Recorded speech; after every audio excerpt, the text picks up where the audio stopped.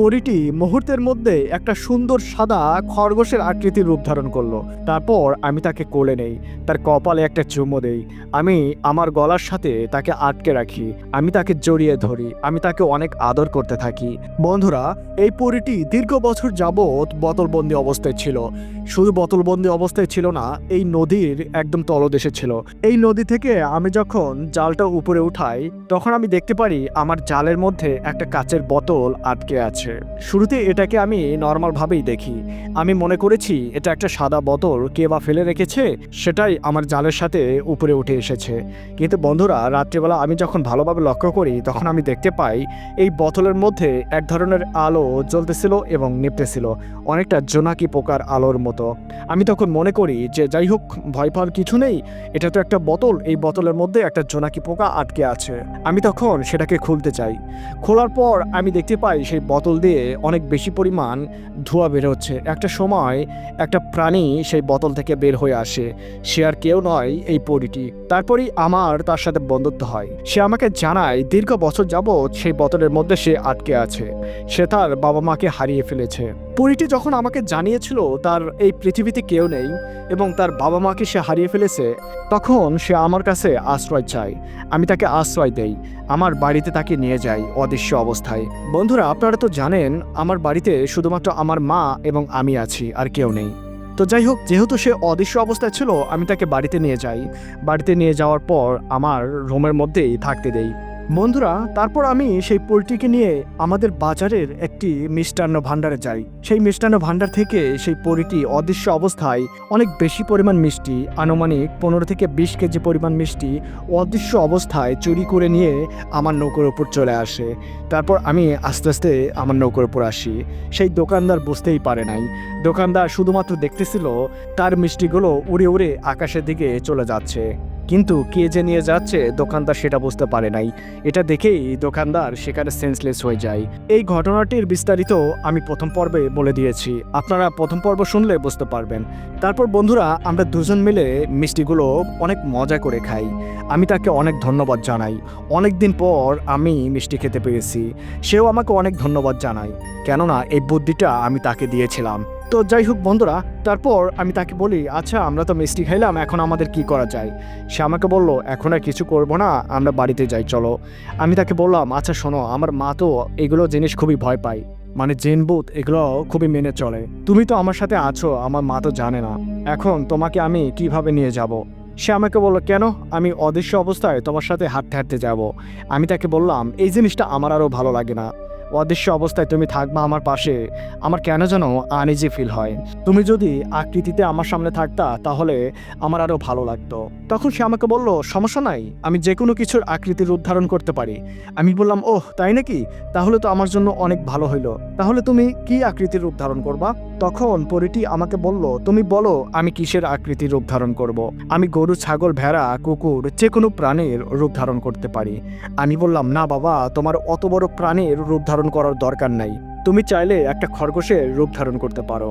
তখন সে আমাকে বলল, আচ্ছা এতগুলো প্রাণী থাকতে তুমি কেন খরগোশের কথা বললা? আমি বললাম, দেখো, ছোটবেলায় আমি অনেকগুলো খরগোশ পালতাম। অনেকগুলো বলতে আমার বাবা আমার জন্য একজোড়া খরগোশ নিয়ে এসে দিয়েছিল, আমি সেগুলোকে সারাদিন খাওয়াইতাম। একদিন আমি তাদেরকে আমার বাড়িতে রেখে একটু বাইরে গিয়েছিলাম বন্ধুদের সাথে খেলাধুলা করার জন্য। ফিরে এসে দেখি আমার খরগোশ ছানা দুটি নেই। তারপর আমি তন্ন তন্ন করে খুঁজি, কোথাও পাই না। পরবর্তীতে জানতে পারি সেই খরগোশগুলোকে কেউ একজন চুরি করে নিয়ে গিয়েছে। এই জিনিসটা জানার পর আমার খুবই খারাপ লাগে। আমার বাবা অত্যন্ত গরিব মানুষ, ও অনেক বোঝানোর পর, অনেক কান্নাকাটি করার পর আমার বাবা আমার জন্য একজোড়া খরগোশ এনে দিয়েছিল। এর পরবর্তীতে আমাকে আর কখনোই খরগোশ এনে দেয় নাই, কিন্তু এই খরগোশের প্রতি আমার একটা মায়া আছে। তাই আমি বলতেছি, তুমি যদি চাও তাহলে খরগোশ হতে পারো, আমি তোমাকে অনেক যত্নে রাখবো। তারপরই বন্ধুরা, মুহূর্তের মধ্যে সে খরগোশের আকৃতির রূপ ধারণ করলো। এত সুন্দর খরগোশ আমি আমার জীবনেও দেখি নাই। আমার ছোটবেলার কথা মনে পড়ে গেল। তারপরে আমি তাকে হাত দিয়ে ধরে আমার কোলে নেই, আমার গালের সাথে লাগাই, আমার গলার সাথে লাগাই, তার মুখে চুমো দেই, তার গলায় চুমো দেই। আসলে আমি তখন ভুলেই যাই এটা একটা পরী। সে শুধুমাত্র খরগোশের আকৃতি রূপ ধারণ করে আমার সাথে আছে। আমি যেন ফিরে যাই সেই ছোটবেলায়। ছোটবেলায় আমি যেভাবে খরগোশকে আদর করতাম, আমি ঠিক সেভাবেই খরগোশকে আদর করতেছিলাম আর ভাবতেছিলাম ফেলে রাখা সেই ছোটবেলার জীবনের কথা। তো যাই হোক, অনেক আদর করার পর আমি আমার কোলে খরগোশটা নিয়ে বাড়ির উদ্দেশ্যে রওনা দিতে থাকি। ততক্ষণে রাত আনুমানিক 9টা। আমি যখন বাড়িতে ফিরি তখন মা অনেক বকাঝকা করলো। আমাকে বলতেছিল, এত রাত্রে তুই কোথায় ছিলি? আমাকে বলে যাসনি কেন? তোকে না বলেছি আর কখনো রাত করবি না? আমি বাড়িতে একা একা থাকি, তুই জানিস না? তুই কেন এত দেরি করিস? আমি বললাম, মা আমি একটা কাজে বাইরে গিয়েছিলাম, বন্ধুদের সাথে একটা জায়গায় গিয়েছিলাম, তোমাকে সেই বিষয়ে পরে বলবো। তারপরই মার চোখ গেল সেই খরগোশের দিকে। এত সময় তিনি বুঝতে পারে নাই, যেহেতু রাত্রেবেলা। আমি যখন রুমের পাশে আসলাম তখন সে বুঝতে পারছে আমার হাতে একটা খরগোশ। তখন সে বলতেছিল, এই খরগোশটা আবার কই পাইলি? আমি তখন বললাম, মা এই খরগোশটা আমি যখন আসতেছিলাম তখন রাস্তার মাঝে দেখি বসে বসে কি যেন ভাবতেছিল। মানে সে হারিয়ে ফেলেছে তার পথ। কারোর হয়তোবা পোষা খরগোশ রাস্তা ভুল করে এদিক সেদিক ঘোরাঘুরি করতেছিল। আমি ভাবলাম রাত্রেবেলা একে একা একা রেখে যাওয়া ঠিক হবে না, কাজে আমি সাথে করে নিয়ে এসেছি। মা বলল, খুব ভালো কাজ করছিস। এই খরগোশ রাত্রেবেলা থাকলে এর অনেক ক্ষতি হইতে পারতো। যাই হোক, তুই খরগোশ নিয়ে রুমের মধ্যে যা, আমি তোর ভাত নিয়ে আসতেছি। বন্ধুরা, তারপরে আমি খরগোশটা নিয়ে আমার রুমের মধ্যে যাই। সেই পরীটি দেখি আমার দিকে তাকিয়েছিল। আমি বুঝতে পারতেছিলাম সে বলতেছিল, আমি কি এখন আমার আসল রূপে ফিরে আসবো? আমি তখন তাকে বললাম, না না, তুমি তোমার আসল রূপে আসিও না, তুমি খরগোশ আকৃতির থাকিও। আমি যতক্ষণ না বলি তখন আসার দরকার নাই। আমার খুব ভালো লাগতেছে। কত বছর পর আমি একটা খরগোশ আমার হাতে নিয়েছি। যদিও তুমি পড়ি, কিন্তু আমার খুবই ভালো লাগতেছে। তারপর বন্ধুরা, আমার মা আমার জন্য ভাত নিয়ে এসেছিল। দেখি আলু ভর্তা দিয়ে ভাত নিয়ে এসেছে, শুধুমাত্র আলু ভর্তা। আমি মাকে বললাম, মা এই আলু ভর্তা দিয়ে কি খাওয়া যায়? আলু ভর্তার সাথে তো ডাল অথবা মাছ করতে পারতা। মা আমাকে বলল, রুমের মধ্যে কোনো ডাল নেই। আজকে কি তুই মাছ ধরছিস? বিকেলবেলা কই গেলি? তারপর তো আর আসার নাম নাই। 4টা মাছ ধরে আনলি, তাও তো আমি ঝোল করতে পারতাম, খাইতে পারতি। তখন আমি বললাম না মা, আমি একটা কাজে গিয়েছিলাম। তখন মা আমাকে বলল, তাহলে তো আমার কিছু করার নাই। তুই মাছ না আনলে তো আমি মাছ রান্না করতে পারবো না, তাই না? আমি তখন মাকে বললাম, আচ্ছা ঠিক আছে বাবা, এত কথা বলার দরকার নাই, আমি কালকে সকালেই তোমার জন্য মাছ নিয়ে আসবো। আপাতত আজকে আলু ভাত দিয়ে খাচ্ছি। কিন্তু এত ভাত দিছো কেন? এত ভাত আমি খাইতে পারবো না। তারপর অর্ধেক ভাত আমি মার কাছে দিয়ে দিলাম। আলু ভাতটা দেখলে আমার মেজাজটা খারাপ হয়ে যায়। তারপরেও অনেক কষ্টে আলু ভাত দিয়ে ভাতগুলো খাইলাম। আর সেই খরগোশটা দেখি আমার দিকে মিটিমিটি তাকিয়েছিল। সে তো ভাত খায় না, সে তো আলু ভাতটাও খায় না। তার খাবার মিষ্টি জাতীয়, ফল জাতীয় খাবার। আর সেজন্যই আমরা দুজন পরিকল্পনা করে সেই মিষ্টিগুলো চুরি করেছিলাম। সেই পরীটির প্রচণ্ড পরিমাণ ক্ষুধা লেগেছিল বলেই। তো যাই হোক, আজকে রাতে তার আর না খেলেও চলবে। সে যে পরিমাণ মিষ্টি খেয়েছে, আমি তো খেয়েছি কতগুলো, হাফ কেজির মতো। সে তো সবগুলোই খেয়েছে, অনেক বেশি পরিমাণ মিষ্টি ছিল। তো যাই হোক, আমি তাকে কোলে নিয়ে বালিশের উপর শুয়েছিলাম আর তার সাথে গল্প করতেছিলাম। আমি বলতেছিলাম, আচ্ছা তুমি যদি সারা জীবন এই খরগোশই থাকো, আমি তোমাকে অনেক আদর করব। তারপরে দেখি মুহূর্তের মধ্যে সে খরগোশ থেকে সে পরীর আকৃতির রূপ ধারণ করলো এবং আমার বুকের উপর বসে পড়লো। বসে পড়ে সে আমাকে বলতেছিল, আমি কেন খরগোশের আকৃতির রূপ ধারণ করে থাকবো তোমার কাছে? আমি তো খরগোশ না। প্রয়োজনে আমি খরগোশ হয়েছি, কিন্তু আমি তো সারা জীবনের জন্য খরগোশ না, তাই না? আমি তখন তাকে বললাম, আরে বাবা, আমি মজা করেছি, এত সিরিয়াস হওয়ার কিছু নাই। তুমি তোমার আসল রূপে আসলা? সে বলল, হ্যাঁ, এখন তো তোমার দরজা বন্ধ আছে, তাই না? আমি বললাম, আচ্ছা ঠিক আছে, সমস্যা নাই, আমার পাশে ঘুমাও। তারপর আমার রুমের যে আর একটা বালিশ ছিল, সেই বালিশের উপর মাথা রেখে সে ঘুমিয়ে গেল। বন্ধুরা, আমি চাইলেই তার সরলতার সুযোগ নিতে পারি, কিন্তু আমি কিছুতেই ওই মাইন্ডের ছেলে না। আমি তাকে সাহায্য করার জন্য আমাদের বাড়িতে নিয়ে এসেছি। তার অনুমতি ছাড়া আমি তাকে স্পর্শ করি না। কাজেই আমার মাথার মধ্যে উল্টাপাল্টা কোনো চিন্তাও নেই। কিন্তু আমার কেন যেন মনে হচ্ছে আমি দিন দিন তার প্রতি উইক হয়ে যাচ্ছি। আমার কাছে মনে হচ্ছে সে যেন আমার জীবনের একটা অংশ হয়ে গিয়েছে। আমি জানি না সে কখন আমাদের ছেড়ে চলে যায়। যখন সে তার রাজ্যের ঠিকানা পেয়ে যাবে, তারপরেই সে নাকি আমাদেরকে ছেড়ে তাদের রাজ্যে চলে যাবে। তখন আমি কিছুটা বিরক্তই হয়েছিলাম। মনে মনে ভাবছিলাম, কতদিন বা এই ঝামেলা আমার কাঁধে থাকে। এখন তো মনে হচ্ছে সেই দিন যেন না আসে। সে যখন আমাকে ছেড়ে চলে যাবে, আমি কিভাবে থাকবো? আমার কেন যেন মনে হচ্ছে আমি তাকে ভালোবেসে ফেলেছি। তো যাই হোক বন্ধুরা, আমি তারপর ঘুমিয়ে যাই। ঘুমিয়ে যাওয়ার পর সকাল হয়ে যায়। মা দেখি দরজা নক করতেছে। দরজার শব্দে আমার ঘুম ভেঙে যায়। আমি পাশে তাকিয়ে দেখি সেই সুন্দরী পরীটা চোখ বন্ধ করে ঘুমিয়েই আছে। সে যখন চোখ বন্ধ করে ঘুমিয়েছিল দেখতে যেন আরো মায়াবী লাগতেছিল। মনে হচ্ছিল একটা হুর পরী শুয়ে আছে, জান্নাতের হুর পাশে শুয়ে আছে। আমি অপলক দৃষ্টিতে তার দিকে তাকিয়েছিলাম। আর এইদিকে আমার মা দরজা নক করেছিল। মা বারবার চিৎকার করে বলতেছিল, কিরে শুনছিস না কেন? তারপরেই আমি মাকে বললাম, মা তুমি আর চেঁচাইও না তো, আমি আসতেছি, যাও। তারপর মা চলে যায়। আমি তার দিকে অনেক সময় তাকিয়েছিলাম, আনুমানিক 5 মিনিট আমি শুধু তার দিকে তাকিয়েছিলাম। আমি যেন একটা স্বপ্নের রাজ্যে ডুবেছিলাম। এরকম মায়াবতী, এরকম অপরূপ সৌন্দর্যের অধিকারী কোনো কন্যা, কোনো নারী, কোনো পরী আমার রুমের মধ্যে শুয়ে আছে, অথচ আমি তাকে স্পর্শ করতেছি না। তো যাই হোক বন্ধুরা, একটা সময় দেখি সে চোখটা খুলে দেয়। খুলে দিয়ে আমাকে বলছে, এই তুমি কি দেখো? আমি বললাম, কই না তো। সে আমাকে বলল, না আমি জানি তুমি অনেক সময় যাবৎ আমার দিকে তাকিয়ে আছো।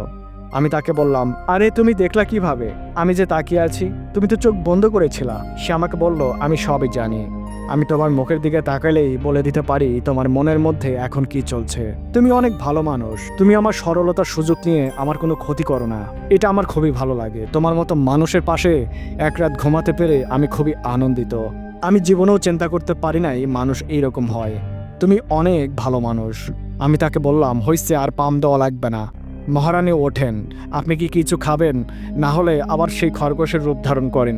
যদি আপনি খরগোশের রূপ ধারণ না করেন তাহলে মা যদি এটা জানতে পারে অনেক কেলেঙ্কারি হয়ে যাবে। সে আমাকে বলল, আমি এখন কিছু খাবো না। ঠিক আছে, আমি খরগোশের রূপ ধারণ করছি। তারপরে সে খরগোশের রূপ ধারণ করে। তারপর আমি তাকে কোলে করে নিয়ে আমার রুমের বাইরে বের হই। আমি মাকে বলতেছিলাম, মা সকালবেলা এত ডাকিও না তো। আমার যখন ঘুম ভাঙে তখন তো আমি একাই উঠি, তাই না? তাহলে এত বারবার ডাকার কি দরকার? মা বলতেছিল, এত বেলা করে ঘুমাস কেন? আমি না বলেছি সকাল 7টার মাঝে ঘুম থেকে উঠবি।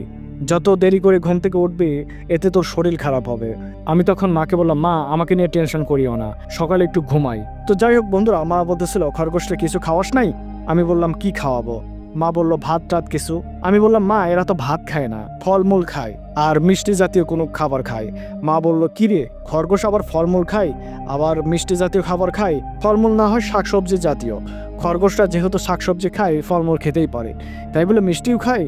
আমি বললাম, হ্যাঁ এরা মিষ্টিও খায়। তখন মা আমাকে বলল, মিষ্টি যে খায় তুই জানলি কিভাবে? তখন বন্ধুরা আমার কাছে মনে হচ্ছিল আমি মনে হয় ফেসে গেলাম। আমি তখন মাকে বললাম, আর বলিও না, গতকাল রাত্রে আসার সময় কে যেন আমার হাতে মিষ্টি দিল। কার নাকি কন্যা সন্তান হয়েছে, এই খুশিতে মিষ্টি বিলাচ্ছিল, তো আমাকে 2 পিস মিষ্টি দেয়। আমি যখন খেতেছিলাম তখন সে আমার মিষ্টি খাওয়ার জন্য আমার দিকে তাকিয়েছিল। আমি তাকে দিলাম, সে দেখি মিষ্টিটা খেয়ে ফেললো। তো যাই হোক বন্ধুরা, তারপর মা বলল, হতে পারে খরগোশ মিষ্টি খাইতেই পারে, যাই হোক তুই ফ্রেশ হ, আমি তোর জন্য ভাত দিচ্ছি। তারপর আমি ফ্রেশ হলাম। ফ্রেশ হওয়ার পর ভাত খাওয়া দাওয়া করলাম। তারপর সেই খরগোশটা নিয়ে আমি আমার বাড়ির পিছনে চলে গেলাম, যেখানে সচরাচর কোনো মানুষ যায় না, মানে ওই নদীর পাড়ে চলে গেলাম। নদীর পাড়ে জঙ্গলের মধ্যে বসে গেলাম। বসে খরগোশের সাথে কথা বলতে শুরু করলাম। তখন সেই খরগোশটি, মানে সেই পরীটি তার রূপে ফিরে আসলো। তারপর সে আমাকে বলল, তুমি এত মিথ্যা কথা কেন বলো? আমি বললাম, কই আমি মিথ্যা কথা বলি? সে আমাকে বলল, না তুমি তোমার মার সাথে অনেক মিথ্যা কথা বলতেছো। আমি তাকে বললাম, আরে পাগলি, আমি যদি এই মিথ্যা কথা না বলতাম তাহলে তো মা সবই জেনে যেত, আর মা যদি জেনে যেত তাহলে তোমার কি হইতো বলো তো? সে আমাকে বলল, তাও ঠিক আছে, কিন্তু মিথ্যা কথা বলা যাবে না, মিথ্যা কথা মহাপাপ, তুমি জানো না? আমি বললাম, হ্যাঁ আমি জানি, কিন্তু আমি তোমাকে সেভ করার জন্য কিছু মিথ্যা কথা বলতেছি। সে আমাকে বলল, আর মিথ্যা কথা বলবা না, আর মিথ্যা কথা যাতে না বলা লাগে সেই ব্যবস্থা আমি করব, দাঁড়াও। তো যাই হোক বন্ধুরা, সেই দিন আমি জঙ্গলের মধ্যে বসে থেকে, মানে নদীর পাড়ের উপর বসে থেকে তার সাথে অনেক গল্প করি। তারপর দুপুরবেলা আবারও বাড়িতে আসি। বাড়িতে আসার পর আমার একটা ইমার্জেন্সি কাজের কথা মনে পড়ে যায়। আমি তখন সেই খরগোশকে, মানে আমার পরীটিকে বললাম, তুমি খরগোশ আকৃতির থাকো, আমি একটা কাজের জন্য বাজারে যাচ্ছি, আসতে আসতে 1 ঘন্টা সময় লাগবে, খবরদার তুমি আমার রুম থেকে বের হবা না, আর খরগোশের আকৃতির থাকবা, ঠিক আছে? আমার মা যেন কিছুতেই বুঝতে না পারে। সে আমাকে বললো, আচ্ছা ঠিক আছে তুমি যাও, তাড়াতাড়ি আসো। তারপর বন্ধুরা আমি বাজারে চলে যাই। বাজারে আমার গুরুত্বপূর্ণ একটা কাজ ছিল। আস্তে আস্তে আমার বিকাল 4টা বেজে যায়। আমি আসার পর দেখি আমার খরগোশটা আমার বিছানার উপর ঘুমিয়ে আছে। আমি মাকে বললাম, মা ও কিছু খায় নাই? মা বলল, না ও কিছু খায় নাই, আমি ভাত দিতে গেলাম, ভাত খায় নাই। তখন বললাম, কেন আমাদের বাড়িতে কোনো ফলমূল নাই? মা তখন বলল, ফলমূল কই পাবো, আমরা নিজেরাই তো পাই না, তুই কি ফলমূল আনছিস? আমি বললাম, ও আচ্ছা, আমার মনে নাই, আমার তো আনা উচিত ছিল।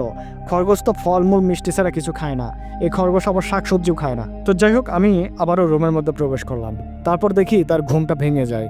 ঘুম ভাঙার পর সে আমাকে বলতেছিল, তোমার আসতে এত দেরি? তুমি না বললে 1 ঘন্টা লাগবে? আমি বললাম, আর বলিও না, একটা কাজে আটকেছিলাম, যার কারণেই অনেক বেশি পরিমাণ সময় লাগলো, তুমি কিছু মনে করিও না। সে আমাকে বলল, মনে করার কিছু নাই, আমি তোমাকে একটা কথা বলবো, আমি জানি না তোমাকে কিভাবে বলবো। আমি তখন বললাম, আরে সমস্যা নাই, বলো বলো। তখন সে আমাকে বলল, তোমাকে আজ কয়েকদিন যাবৎ আমি অনেক কষ্ট দিয়েছি, তাই না? আমি বললাম, সি, এটা কি বলো? আমি তো অনেক খুশি যে তুমি আমার সাথে আছো। তুমি দেখো না, আমি এখন অনেক হাসি খুশি থাকি। তুমি এভাবে থাকো, যতদিন ইচ্ছা আমার সাথে থাকো, কোনো সমস্যা নেই। সে আমাকে বলল, না, আমি আর তোমাকে কষ্ট দিব না। তুমি যখন চলে যাও তখন আমি অনুভব করি তোমার বাড়ির পাশ দিয়ে আমার স্বজাতি এক ভাই এইখান দিয়ে চলাচল করতেছিল, মানে সে তার কাজে এখান দিয়ে যাচ্ছিল, এই জিনিসটা আমি বুঝতে পারি। তারপরে আমি তার সাথে দেখা করি। তার সাথে দেখা করার পর আমি বিস্তারিত জেনে গিয়েছি। আমাকে জানিয়েছে কিভাবে আমরা আমাদের রাজ্যে ফিরে যেতে পারবো, মানে কিভাবে আমি আমার রাজ্যে চলে যেতে পারবো, সে রাস্তা সে আমাকে বলে দিয়েছে। আমাকে সে বলল আমাকে নিয়ে যাবে, কিন্তু তোমাকে না বলে তো আমি যাব না। তুমি আমার এত বড় উপকার করলা, তোমাকে না বলে আমি কিভাবে যেতে পারি? বন্ধুরা, এই কথাটা শোনার পর মনে হলো আকাশ যেন আমার মাথার উপর ভেঙে পড়লো। আমি তখন বিছানার উপর বসে পড়লাম। আমি তাকে বললাম, কি, এটা কি বলছো তুমি? তুমি চলে যাবা? সে আমাকে বলল, হ্যাঁ, আমাকে তো চলে যেতেই হবে। তুমি মানুষ, আমি পড়ি, তোমার সাথে আমি কিভাবে থাকতে পারি? অনেক দিন তোমাকে জ্বালাইলাম, অনেক কষ্ট করছো আমার জন্য, ঠিকমতো এখন আর মাছও ধরতে পারতেছো না, সবসময় আমাকে নিয়েই ব্যস্ত আছো, আর কত কষ্ট তোমাকে দিব। ভাগ্যিস সেই স্বজাতি ভাইয়ের সাথে আমার দেখা হয়েছিল, না হলে আরও কিছুদিন হয়তো তোমার সাথে থাকতে পারতাম, কিন্তু তোমার অনেক কষ্ট হইতো। তখন আমি তাকে ধমক দিয়ে বললাম, আরে তুমি এত কষ্ট কষ্ট কেন বলতেছো? আমি তো ভালো আছি তোমাকে নিয়ে, আমি তোমার সেবা করতেছি, আমার খুব ভালো লাগতেছে।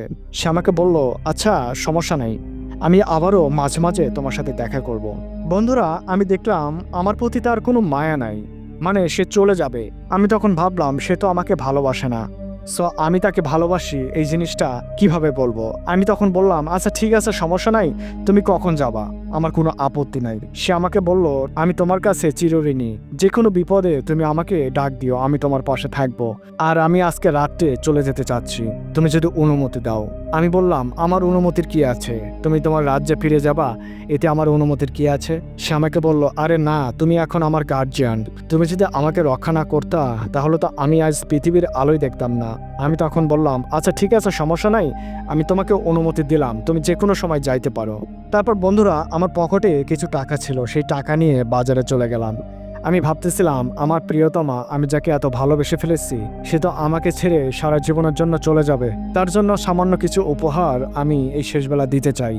আমি আমার নিজের টাকা দিয়ে আবারও আর একটা মিষ্টান্ন ভাণ্ডারে চলে গেলাম। আনুমানিক 5 কেজি মিষ্টি কিনে নিয়ে আসলাম। আমি যখন বাড়িতে আসলাম রাত্রেবেলা, তখন ভালোভাবে লক্ষ্য করলাম আমার মা কোথায় আছে। আমি দেখতে পেলাম আমার মা আমার রুমের মধ্যে বসে আছে। তারপরে আমি আস্তে আস্তে আমার রুমের মধ্যে প্রবেশ করি, তারপর দরজাটা লাগিয়ে দেই। লাগিয়ে দেওয়ার পর সেই পরীটি আমাকে বলতেছিল, আরে তুমি কোথায় চলে গিয়েছিলা? আজকে রাত্রেই তো আমি চলে যাব, তোমার সাথে একটু গল্প করতাম, বিকেলবেলা থেকে তুমি নাই, এটা কোনো কথা? আমি তখন বললাম, আর বলিও না, তোমার জন্য একটা জিনিস আনতে আনতে আমার অনেক দেরি হয়ে গেল। সে আমাকে বলল, কি আনছো? আমি বললাম, দেখোই না খুলে। সে খুলে দেখে অনেকগুলো মিষ্টি। সে অনেক খুশি হয়ে যায়, কেননা সে অনেক ক্ষুধার্ত ছিল। তারপর সে মিষ্টিগুলো দেখে তার লোভ সামলাতে পারতেছিল না, অনেক মজা করে খাচ্ছিল। আমাকেও 2-3টা মিষ্টি নিজের হাতে খাইয়ে দিয়েছে। আমি খেতে চাচ্ছিলাম না, কিন্তু সে আমাকে জোর করেই খাওয়াইছে। তারপর সে যখন সবগুলো মিষ্টি খেয়ে ফেলার পর আমাকে জড়িয়ে ধরে, আমাকে বলে, তোমাকে অনেক ধন্যবাদ, আমার অনেক ক্ষুধা পাচ্ছিল, আমি তোমাকে কষ্ট দিতে চাই নাই। আমি জানি তোমরা আর্থিকভাবে অনেক দুর্বল, তোমাদের টাকা পয়সা নাই, কাজে আমি তোমার কাছে কোনো কিছু চাই নাই। আমি খুবই ক্ষুধার্ত ছিলাম, আমি ভাবতেছিলাম আমি আমার রাজ্যে যেয়ে সেখানে খাবার খাবো, কিন্তু তুমি আমার জন্য মিষ্টি নিয়ে এসেছো, তোমাকে অনেক অনেক ধন্যবাদ। আমি খুবই ক্ষুধার্ত ছিলাম। আমিও তাকে জড়িয়ে ধরলাম। আমি এমনভাবে জড়িয়ে ধরলাম আমার ভালোবাসার মানুষটাকে, শেষ বিদায় জানাচ্ছিলাম। এটাই শেষ জড়িয়ে ধরা। সেও আমাকে জড়িয়ে ধরছিল, কিন্তু সে যখন আমাকে জড়িয়ে ধরে তার ভিতরে বন্ধুত্বর একটা মায়াবন্ধন কাজ করতেছিল। মনে হচ্ছিল আমি তার বন্ধু, আর আমাকে রেখে সে তার রাজ্যে ফিরে যাবে, এরকম অনুভূতি তার মধ্যে কাজ করতেছিল। যাই হোক বন্ধুরা, সেই রাত্রে আমি খাওয়া দাওয়া করি। খাওয়া দাওয়া করার পর মা যখন ঘুমিয়ে যায় তখন সেই পরীটি আমাকে বলে, তুমি আমাকে এখন বিদায় দিবা। আমি বললাম, তোমাকে আমি কিভাবে বিদায় দিতে পারি? সে আমাকে বলল, আমি চাইলে এখান থেকে চলে যেতে পারি, কিন্তু আমি চাই আমি তোমার সেই নৌকা থেকে বিদায় নেব, যে নৌকাতে এই পৃথিবীর আলো আমি দেখেছিলাম, যে নৌকার উপর তুমি আমাকে মুক্ত করেছিলা, সেই নৌকার থেকেই আমি এই পৃথিবী থেকে চলে যেতে চাই। আর আমার পাশে আমি তোমাকে দেখেই শেষ বিদায় নিতে চাই তোমার থেকে। আমি তখন তাকে বললাম, এত রাত্রে আমি তোমাকে নিয়ে আবারও নৌকার উপর যাব? সে আমাকে বলল, এই অনুরোধটা তুমি আমার রাখো, এটা আমার খুবই ইচ্ছা। আমি বললাম, আচ্ছা ঠিক আছে, সমস্যা নাই। তারপর আমি চুপে চুপে দরজাটা খুললাম। তারপর তাকে নিয়ে আবার আমি নৌকার উপর গেলাম। নৌকার উপর ওঠার পর আমি অনেক বেশি পরিমাণ ইমোশনাল হয়ে যাই। আমার ভিতরে অনেক ভয় করতেছিল, আমি কেন যেন কাঁপতেছিলাম। মনে হচ্ছিল আমি তাকে হারিয়েই ফেললাম, কিছুক্ষণ পর হয়তো তাকে আর দেখতে পাবো না। কিন্তু আমার ভিতরে এক ধরনের অনুতপ্ত কাজ করতেছিল। আমি যে তাকে ভালোবাসি এই কথাটা তাকে বলতে পারলাম না। এই না বলা কথা না বলার জন্য আমার ভিতরের বুকটা যেন ফেটে চৌচির হয়ে যাচ্ছিল। সে দেখি আমার দিকে অপলক দৃষ্টিতে তাকিয়ে আছে। এই প্রথম আমি তার চোখে আমার প্রতি ভালোবাসার মায়া দেখতে পাইলাম। আমার কাছে অবাক লাগলো। আমি ভাবতেছিলাম, কি ব্যাপার, এ হঠাৎ করে এভাবে আমার দিকে তাকিয়ে আছে কেন? সে কি আমাকে ভালোবাসে? সে পরীটি আমাকে কোনো কথা বলতেছিল না, আমিও তাকে কোনো কথা বলতেছিলাম না। যেহেতু এই বিদায়কালে আমি আর তার মায়া বাড়ানোর জন্য চেষ্টা করি নাই। আমি তাকে বলতেছিলাম, আচ্ছা ঠিক আছে, তুমি যেখানেই থাকো ভালো থাকো, যদি কখনো তোমার সময় হয় পৃথিবীতে আসিও আমার সাথে দেখা করার জন্য, তাহলে আমি অনেক খুশি হব। সে আমাকে বলল, হ্যাঁ ঠিক আছে। আর কোনো কথা সে আমাকে বলতেছিল না। আমি দেখতে পাইলাম তার মুখে অনেক রাগ রাগ ভাব। সে আমাকে ছেড়ে চলে যাচ্ছে, অথচ তার মুখের মধ্যে এক ধরনের রাগ রাগ ভাব। আমি কিছুই বুঝতে পারতেছি না। আমি তখন তাকে বললাম, আচ্ছা ঠিক আছে, তাহলে তুমি যাও, ভালো থাকিও। সে তখন আমাকে বলল, আচ্ছা ঠিক আছে, কিন্তু সে কিছুতেই যাচ্ছে না। বন্ধুরা, সে আমার থেকে বিদায় নেবে, কিন্তু আমি দেখতে পেলাম রাগে তার চেহারাটা লাল হয়ে যাচ্ছে। আমি তখন তাকে বললাম, আরে তুমি কেমন যেন করতেছো, এরকম করতেছো কেন? হঠাৎ করে কি হয়েছে তোমার? তুমি চলে যাওয়া, যাও।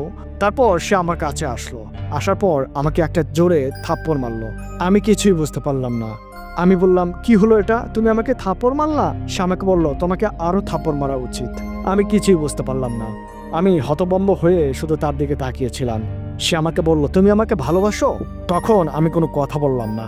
সে আবারও আমার জামার কলার ধরে ঝাঁকাচ্ছিল আর বলতেছিল, তুমি আমাকে ভালোবাসো, বলো। আমি কোনো কথা বলতেছিলাম না, আমি নিচের দিকে তাকিয়েছিলাম। আবারও সে আমাকে ঝাঁকি দিয়ে বলল, বলো তুমি আমাকে ভালোবাসো কিনা? তখন আমি বললাম, আমি জানি না। সে আমাকে বলল, আমি সবই জানি, আমি তোমার মন পড়তে পারি। তুমি হয়তো ভুলে গিয়েছো আমি পড়ি, আমরা সবই পারি। তুমি আমাকে অনেক ভালোবাসো, কিন্তু এই কথাটা কেন তুমি আমাকে বলতে পারতেছো না? যদি বলতা তাহলে তো আগেই সমাধান হয়ে যায়। তখন আমি তার দিকে তাকাই, অবাক হয়ে বলি, মানে তুমি কি বলতেছো? তুমি না আমাকে ছেড়ে চলে যাবা? হঠাৎ করে কি বলতেছো? তোমার মাথায় কোনো সমস্যা হলো নাকি? সে আমাকে বলতেছিল, না আমি ঠিক আছি। আজ এই পর্যন্ত আসার কারণ ছিল আমি চাচ্ছিলাম তোমার মুখ দিয়ে এই কথাটা বের করার জন্য, কিন্তু কিছুতেই তুমি সে কথাটা বলো নাই। কেন? তুমি আমাকে ভালোবাসো, কিন্তু সেই কথাটা কেন বলতেছো না বলো তো? আমি বললাম, দেখো তুমি তো আমাকে ভালোবাসো না, তুমি তো আমাকে ছেড়ে চলে যাবা। এই কথাটা যখন আমি জানতে পারি, আমি ভাবলাম এই কথা, ভালোবাসি কথাটা তোমাকে বলে তোমার মধ্যে আর দুশ্চিন্তা না বাড়িয়ে অর্থে তোমাকে যেতে দেওয়াই আমার উত্তম কাজ হবে। তখন সে আমাকে বলল, তুমি বেশি বোঝো না। একটা লোক আমাকে পাগলের মতো ভালোবাসে, আর আমি তাকে রেখে স্বার্থপরের মতো চলে যাব? যে কিনা আমার নতুন জীবন দিয়েছে, যে কিনা আমার জন্য তার মায়ের সাথে মিথ্যা কথা বলতেছে, তাকে রেখে আমি চলে যাব? আমি তখন তাকে বললাম, আচ্ছা তুমি এগুলো কি বলতেছো? আমি তো কিছুই বুঝতে পারতেছি না। তখন সে আমাকে বলল, তুমি যে মাথা মোটা, তুমি বুঝতে পারবা না। আমি জানি তুমি আমাকে ভালোবাসো, আমিও তো তোমাকে ভালোবাসি। এই কথা শোনার পর আমি তার দিকে তাকাই, আমি অবাক হয়ে যাই। আমি তখন তাকে বলি, তুমি যে আমাকে ভালোবাসো এটা তো আমি বুঝতে পারি নাই। সে আমাকে বলল, তুমি তো বুঝতে পারবা না। আমি চাচ্ছিলাম তুমি আমাকে বলো আমি তোমাকে ভালোবাসি, তারপর আমি তোমাকে জড়িয়ে ধরতাম, আমিও বলতাম আমিও তোমাকে ভালোবাসি, কিন্তু তুমি তো আমাকে এই কথাটা বলতে পারো নাই। আমি তাকে বললাম, আমাকে মাফ করে দাও, আমি আসলে বুঝতে পারি নাই তুমি আমাকে ভালোবাসো, কিন্তু তোমার তো অপরাধ আছে। পরীটি আমাকে বলল, আমার কি অপরাধ? আমি বললাম, তুমি তো আমার মন পড়তে পারো। আমি না হয় তোমার মন পড়তে পারি না, কিন্তু তুমি তো আমার মন পড়তে পারো। তুমি তো জানো আমি তোমাকে ভালোবাসি, তাহলে কেন তুমি আমাকে বললা না আমি তোমাকে ভালোবাসি? তাহলে তো সবকিছু হয়ে যেত। সে আমাকে বলল, আমি চাচ্ছিলাম তুমি তোমার নিজ থেকে আমাকে বলো আমি তোমাকে ভালোবাসি, কিন্তু তুমি এই সাহসটা পাচ্ছিলে না। আমি বললাম, আমি যদি এই কথাটা বলতাম, কিন্তু তুমি যদি সত্যি সত্যি আমাকে ভালো না বাসতা, তাহলে তোমার কাছে আমি অপমানিত হইতাম না, বা আমানতের খেয়ানত হয়ে যেত না? তুমি তো বিপদে পড়ে আমার কাছে আশ্রয় নিয়েছো, আর তোমার সুযোগের সদ্ব্যবহার করা হইতো না? সে আমাকে তখন জড়িয়ে ধরলো, জড়িয়ে ধরে বলল, এত ভালো মানুষ আমি আর জীবনে কখনো দেখবো কিনা জানি না। এত ভালো মানুষ হইতে পারে? তুমি যেদিন আমার জীবনটা বাঁচিয়ে দিয়েছো সেদিনে আমি বুঝতে পারছি তুমি অনেক ভালো মানুষ, কিন্তু এতটা ভালো মানুষ আমি অনুমানও করতে পারি নাই। আজ আমি নিজ চোখে দেখলাম। সে আমাকে জড়িয়ে ধরেই আছে। সে আমাকে বলল, আমি তোমাকে অনেক ভালোবাসি, আমি তোমাকে ছেড়ে কোথাও যেতে চাই না। আমিও তাকে অনেক জড়িয়ে ধরলাম, অনেক আদর করলাম। তাকে বললাম, আমি কি স্বপ্ন দেখছি নাকি? আমি যে তোমাকে পাবো এটা তো আমি কখনো চিন্তাও করতে পারি নাই। সে আমাকে বলল, আরে বোকা, আমি তো তোমার সাথেই আছি, কখনোই তোমাকে ছেড়ে আমি যাব না। আমি তখন তাকে বললাম, আচ্ছা তাহলে যে তুমি বললা তোমার সহজাতি ভাইয়ের সাথে দেখা হয়েছিল, সে নাকি তোমাকে রাজ্যে ফিরে যাওয়ার জন্য বলছিল, তুমি আমাকে সেটাই তো জানিয়েছো। সে আমাকে বলল, এটা এক ধরনের মিথ্যা কথা ছিল, আমার কারোর সাথেই দেখা হয় নাই। আমি শুধুমাত্র তোমার মুখ দিয়ে এই কথাটা বের করার জন্য একটা প্ল্যান করছিলাম। আমি চাচ্ছিলাম যখন আমি চলে যাওয়ার জন্য প্রিপারেশন নেব, তুমি হয়তোবা তোমার ভালোবাসার কথা আমাকে বলবা, না হলে জীবনেও তুমি আমাকে বলবা না। কিন্তু সেই প্ল্যানটা আমার কাজে লাগলো না। তো যাই হোক বন্ধুরা, সেই দিন রাত্রিবেলা নৌকোর উপর আমাদের মাঝে প্রেম হয়। আমি বুঝতে পারতেছিলাম কেন সে এই নৌকোর উপর আমাকে নিয়ে আসার জন্য এত জোর করতেছিল।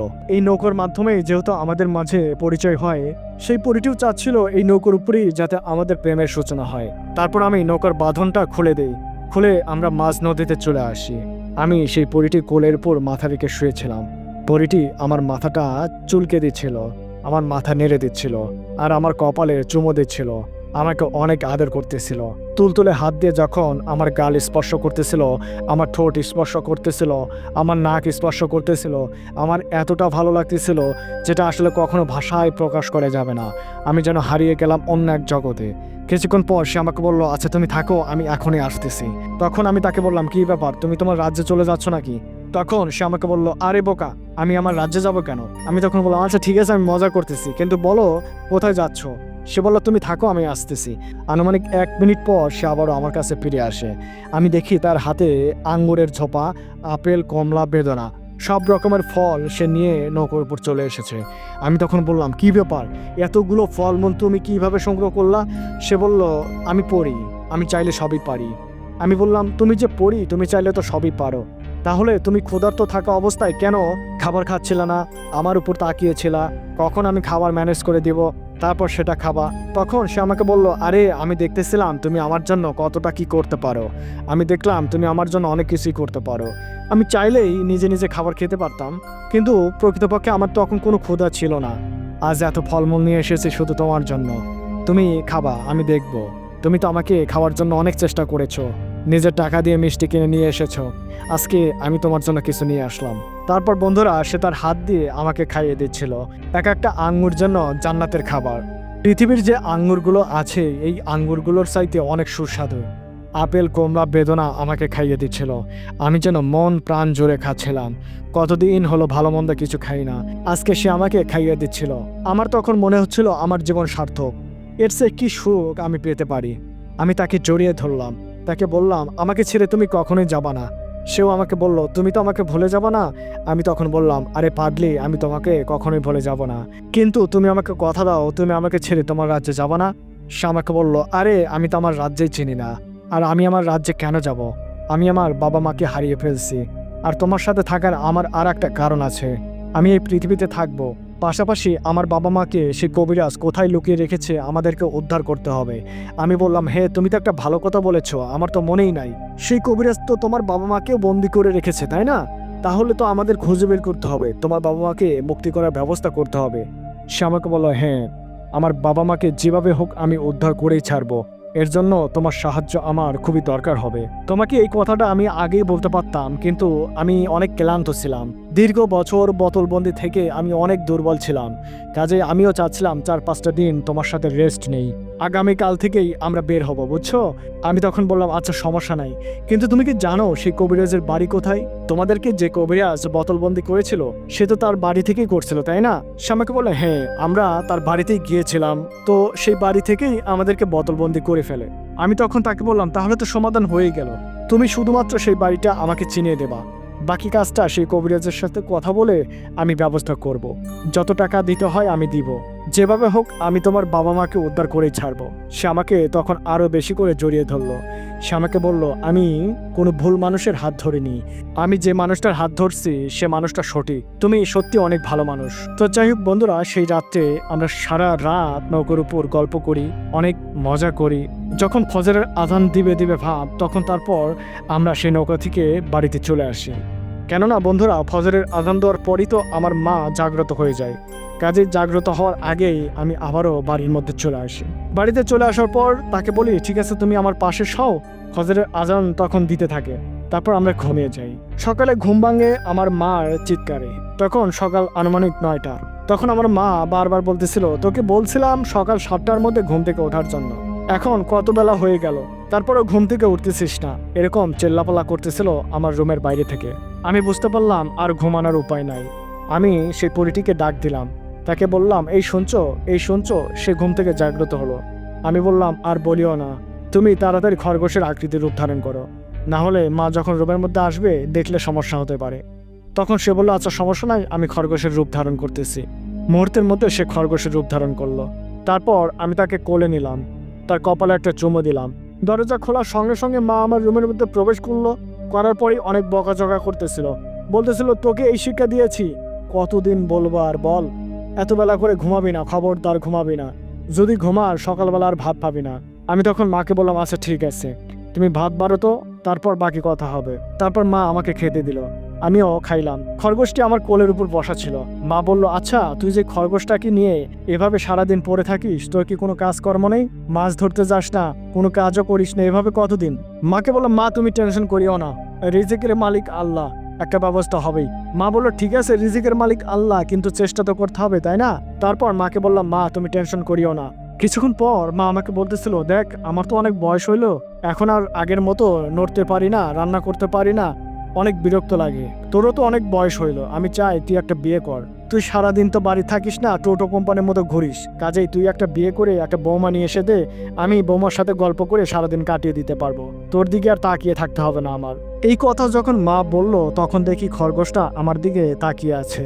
আমি দেখতে পেলাম সে খুবই রাগান্বিত, কেন মা আমাকে বিয়ের কথা বলল, আমার প্রতি সে খুবই রাগ করেছে। তো যাই হোক আমিও খাবারটা খুব তাড়াতাড়ি খেয়ে ওখান থেকে চলে আসলাম। চলে আসার পর রুমের মধ্যে ঢুকলাম, ঢোকার পর রুমের সিটকানি লাগিয়ে দেই।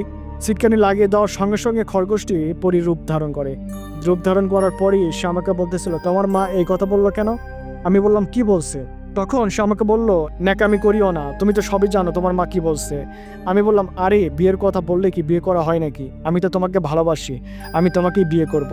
সে আমাকে বলল শোনো, তুমি যদি আমাকে বিয়ে না করো তোমার খবর আছে, তুমি যদি অন্য মেয়েকে বিয়ে করো তার খবর আমি করে ছাড়বো। আমি বললাম আরে পাগলি, আমি তো শুধু তোমার জন্য, আমি তোমাকে ভালোবাসি, আমি তোমাকেই বিবাহ করব। মা তো বলবেই তাই না, আমি তো একমাত্র ছেলে। তখন সেই পরীটি বলল হ্যাঁ ঠিক আছে আমি তো আছি। আমি বললাম আরে তুমি তো পরী, তাও আবার অদৃশ্য অবস্থায় আছো, তুমি তো আমার সাথে থাকো, মা তো জানেই না। সে আমাকে বললো আমি কিছু বুঝি না, যদি তোমার কোনো কিছু হয়, তুমি যদি অন্য কোনো মেয়েকে বিবাহ করো তোমার খবর আমি করে ছাড়বো। আমি বললাম আরে পাগল, আমি কি তোমাকে একবারও বলেছি আমি অন্য কাউকে বিবাহ করব? আমি তো তোমাকে ভালোবাসি। তারপর সে আমাকে জড়িয়ে ধরলো, জড়িয়ে ধরে কান্না করে দিল। সে আমাকে বলল দেখো এই পৃথিবীতে তুমি ছাড়া আমার কেউ নেই, আমার বাবা মা কোথায় আমি জানি না, আমি আর কষ্ট পাইতে চাই না, আমি সারা জীবন তোমার সাথেই থাকতে চাই। আমি বললাম আমিও তোমাকেই সারা জীবন কাছে পেতে চাই। তো যাই হোক আমি তার চোখের পানিটা মুছে দেই, দেওয়ার পর বলি আরে তুমি টেনশন করিও না, কোনো সমস্যাই হবে না। তারপর পরিটি আমাকে বলতেছিল আচ্ছা চলো আমি আমার বাবা মার খোঁজে বের হই, তুমি আমাকে সাহায্য করবা। আমি বললাম আচ্ছা ঠিক আছে চলো। তুমি তো জানো সেই কবিরাজের বাড়ি কোনটা? সে আমাকে বলল অনেক দিনের কথা আমি জানি না, সেই কবিরাজটা যখন আমাদেরকে এক ধরনের ব্ল্যাক ম্যাজিক করছিল, এক ধরনের বাতাস আমাদেরকে তার বাড়ির দিকে টানতেছিল, ঝড়ের বেগে আমরা তার বাড়ির দিকে ছুটতেছিলাম। আমার অতটা মনে নাই, তবে আন্দাজ করে হয়তোবা আমি তার বাড়ি পর্যন্ত পৌঁছাতে পারি। আমি বললাম ঠিক আছে চলো, তুমি যদি সেই বাড়ি পর্যন্ত পৌঁছে দিতে পারো তাহলে তো হয়েই গেল। সেই কবিরাজকে বলে তোমার বাবা মাকে আমি উদ্ধার করার ব্যবস্থা করে দিব। তারপর বন্ধুরা সে আমাকে নিয়ে চলে গেল এমন একটা জায়গায়, আমাদের গ্রাম ছেড়ে অনেক দূরে। সেখানে জঙ্গল আর জঙ্গল, সচরাচর কোনো মানুষ যায় না। সেই জঙ্গলের পাশে একটা মাঠ ছিল, খোলা মাঠ। সেই খোলা মাঠের কাছে গিয়ে আমাকে বলতেছিল, জানো আমরা যখন এইখানে ছিলাম, আমি, আমার বাবা, আমার মা, তিনজন এখানে দাঁড়িয়েছিলাম। ঠিক সেই মুহূর্তে এই জঙ্গলের ভিতর থেকে এক ধরনের বাতাস আমাদের গায়ে লাগে এবং সঙ্গে সঙ্গে আমাদেরকে নিয়ে এই সোজা পশ্চিম দিকে চলে যায়। তারপর এই সোজা যাওয়ার কিছুক্ষণ পরে একটা বাড়িতে আমাদেরকে আশ্রয় ফেলে। আমার আর কিছু মনে নাই। আমার মনে হচ্ছে এই সোজা যদি আমরা পশ্চিম দিকে যাই তাহলে আমার কিছু মনে পড়তে পারে। আমি তখন বললাম আচ্ছা ঠিক আছে চলো, আমরা আস্তে আস্তে পশ্চিম দিকে হাঁটা দিই। তারপর বন্ধুরা সেই জঙ্গল থেকে আমরা পশ্চিম দিকে আস্তে আস্তে লোকালয়ের দিকে হাঁটতে শুরু করলাম। একটা গ্রামের কাছে পৌঁছালাম। সেই গ্রামের কাছে যাওয়ার পর সে আমাকে বলতেছিল, আমার কিছুটা মনে পড়ছে, এইখান দিয়ে মনে হয় আমরা গিয়েছিলাম। আমরা যখন সেই কবিরাজের বাড়িতে পড়ছিলাম আমার মনে হয় এইখান দিয়ে গেছিলাম, আমরা আরেকটু এগিয়ে যাই। তারপর সে আমাকে নিয়ে একটা বাড়ির কাছে গেল। যাওয়ার পর বলল, পেয়েছি, এই বাড়িতেই আমরা এসে পড়ছিলাম, এই যে উঠানে, এই উঠানেই আমরা এসে পড়ছিলাম। তারপরে সেই কবিরাজ আমাদেরকে বোতলের মধ্যে আটকে রাখে। আমি তখন ভালোভাবে লক্ষ্য করলাম সেই বাড়িটি। দেখি অনেক পুরনো একটা বাড়ি, আশেপাশে কেউ নেই, অনেক মরা পাতা পড়ে আছে চারপাশে, মনে হচ্ছে একটা পরিত্যক্ত বাড়ি। একটা ঘর এখনো পড়ে আছে, কিন্তু সেই দরজাটা তালা মারা, দেখে বোঝাই যাচ্ছে এখানে কোনো মানুষ থাকে না। আমি তখন বললাম, বাড়িটা দেখছো? সে আমাকে বলল, হ্যাঁ এই বাড়িতেই আমরা এসেছিলাম, আর এই বাড়ি থেকেই সেই কবিরাজ আমাদেরকে বন্দি করে। আমি বললাম, আরে না, সেটা বলছে না, বাড়ির দিকে ভালোভাবে লক্ষ্য করে দেখো, তোমার কি মনে হয় এই বাড়িতে এখন কেউ থাকে? সে আমাকে বলল, আমি জানি না, থাকতেও তো পারে। আমি তাকে নিয়ে চারপাশে ঘোরাঘুরি করে দেখলাম। ভালোভাবে দেখার পর দেখলাম অনেক কবিরাজি ব্যবহার করা জিনিসপত্র, তাবিজ, তারপরে বিভিন্ন পুতুল, ছোট ছোট ছেলে মেয়েদের খেলনা, এগুলো পড়ে আছে। আমি দেখে বুঝতে পারলাম, হ্যাঁ এটা আসলে একটা কবিরাজের বাড়ি। তা না হলে এই সকল তাবিজ এখানে পড়ে থাকার কোনো মানেই হয় না। আমি তাকে বললাম, এই বাড়িতে আগে যেই ছিল সে আর এখন থাকে না, আমাদের একটা পাশের বাড়িতে যে খোঁজ নিতে হবে, সেই ব্যক্তিটা কোথায় আছে। সে আমাকে বলল, আচ্ছা ঠিক আছে চলো। তারপর বন্ধুরা সেই বাড়ির আশেপাশে কোনো বাড়ি ছিল না। অনেকটা 10 মিনিট হাঁটার পর আমরা আর একটা বাড়ি পাই। সেই বাড়িতে যাওয়ার পর দেখি সেখানেও কেউ নেই। অনেক খোঁজাখুঁজির পর একটা বৃদ্ধ মহিলার সাথে দেখা হয়। আমি তখন তার সাথে কথা বলি। আর বন্ধুরা সেই পরীটি কিন্তু অদৃশ্য অবস্থায় আমার সাথে আছে, তাকে কেউ দেখতে পাচ্ছে না শুধুমাত্র আমি ছাড়া। সেই বৃদ্ধ মহিলাকে আমি বললাম, আচ্ছা ওই যে বাড়িটা দেখতে পাচ্ছেন ওই বাড়িটা কার? সে আমাকে বলল, আর বলিও না, ওই বাড়িটা একটা কবিরাজের। সে মানুষের অনেক খারাপই করত। মূলত তার জ্বালায় আমাদের গ্রাম থেকে মানুষগুলো চলে যায়। আজ দেখো আমাদের গ্রাম কত ফাঁকা, অনেক দূরে দূরে বাড়ি, কিন্তু অনেক আগে এখানে অনেক বাড়িঘর ছিল। কিন্তু আমাদের প্রতিবেশীগুলো সেই কবিরাজের জ্বালায় তারা তাদের বাড়ি ছেড়ে অন্য জায়গায় যেয়ে বাড়ি করতে বাধ্য হয়েছে। আমি বললাম, আচ্ছা সেই কবিরাজ এখন কোথায় আমাকে বলতে পারবেন? আমি তার কাছে এসেছি। সে আমাকে বলল, আরো 10 বছর আগে আসা উচিত ছিল তোমার, তাহলে তুমি সেই কবিরাজকে দেখতে পাইতা। আমি বললাম, সে 10 বছর আগে কোথায় চলে গিয়েছে, আমাকে কি তার ঠিকানা দিতে পারেন? সে আমাকে হাত দিয়ে দেখালো, একটু সামনে গেলেই পাবা, বেশি না, তার বাড়ির পাশেই। আমি বললাম, কি বলেন, 10 বছর আগে সে তার বাড়ির পাশেই আর একটা বাড়ি করছে? আপনার কথার সাথে তো কোনো কিছুই মিল খাচ্ছে না। 10 বছর আগে আসলে আমি দেখতে পাইতাম, আবার বলো যে তার বাড়ির পাশেই আছে, কিছু তো বুঝতেছি না। সে আমাকে বলল, আরে বোকা, সে তো মারা গেছে 10 বছর আগেই, তুমি যদি 10 বছর আগে আসতা তাহলে তার সাথে দেখা হইতো। বন্ধুরা এই কথা শোনার পর আমার মনটা খুবই খারাপ হয়ে যায়। আমি তখন তাকে বলি, আচ্ছা সেই কবিরাজের কোনো আত্মীয় স্বজন বা তার শিষ্যত্ব লাভ করছে, তার সাথে সবসময় থাকছে, এমন কেউ কি আছে? তাদের পরিচয় আমাকে কি দিতে পারেন, তারা কোথায় থাকে? সেই মহিলা বলল, অনেকেই তো ছিল তার সাথে থেকে থেকে কাজগুলো শিখতো, কিন্তু কে কোথায় আছে বাবা আমি বলতে পারবো না, সবাই এখান থেকে চলে গেছে।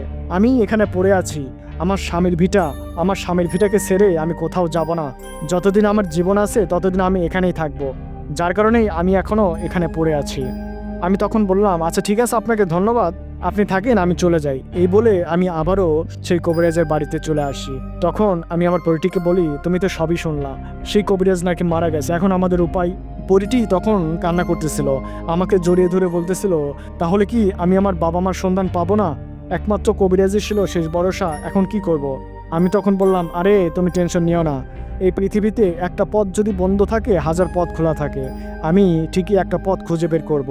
কোনো না কোনোভাবে তোমার বাবা মার কাছে আমি পৌঁছাবই, তোমার বাবা মাকে আমি উদ্ধার করবই। সে আমাকে জড়িয়ে ধরে বলল, তুমিই আমার ভরসা, এই পৃথিবীতে আমার কেউ নেই তুমি ছাড়া, আমি তোমার উপর ভরসা করতে পারি, তুমি আমাকে রক্ষা করেছো, আমি চাই আমার বাবা মাকে তুমি আমার কাছে ফিরিয়ে দাও, তাহলে সারা জীবনের জন্য আমি তোমার গোলাম হয়ে থাকবো।